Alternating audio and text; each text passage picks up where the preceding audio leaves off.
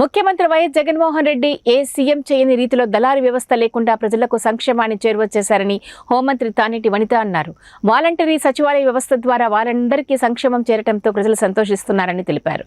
ద్వారకా తిరుమల మండలంలో కార్యకర్తలు నాయకుల ఆత్మీయ సమావేశంలో హోంమంత్రి తానేటి వనిత పాల్గొన్నారు. ఈ సందర్భంగా హోంమంత్రి తానేటి వనిత మాట్లాడారు. జగనన్నకు ఓటు వేసేందుకు ప్రజలు సిద్ధంగా ఉన్నారని చెప్పారు. ఎవరెన్ని కుట్రలు కుతంత్రాలు చేసినా ఎంతో మందితో కలిసి వచ్చినా భయపడేదే లేదని అన్నారు. ప్రజలు జగనన్నను ముఖ్యమంత్రిగా చేసేందుకు డిసైడ్ అయిపోయారని ధీమాను వ్యక్తం చేశారు. కష్టపడి పనిచేస్తున్నారు కలిపి 5 సంవత్సరాల కాలంలో ఆయన కష్టాన్నంతా కూడా నేనేదో దోచేసుకున్నట్టు లాగేసుకుంటున్నట్టు కొంతమంది ఫీల్ అవుతున్నారు. దయచేసి అలా ఫీల్ అవ్వద్దు.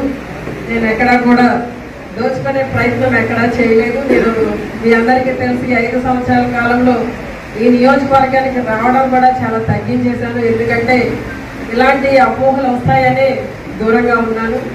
నా మీద కొంతమంది కొన్ని అపోహలు అభద్రతా భావనలు ఉన్నాయని కూడా నా దృష్టికి వచ్చింది. అంటే గతంలో నేను 2009లో ఈ నియోజకవర్గం నుండి టీడీపీ తరఫున పోటీ చేసి గెలవడం జరిగింది.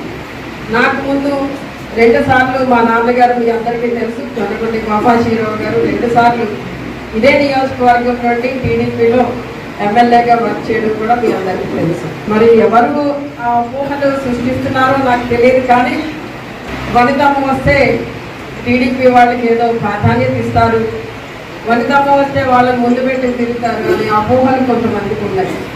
దయచేసి ఆ అపోహలను పక్కన పెట్టాలని మనస్ఫూర్తిగా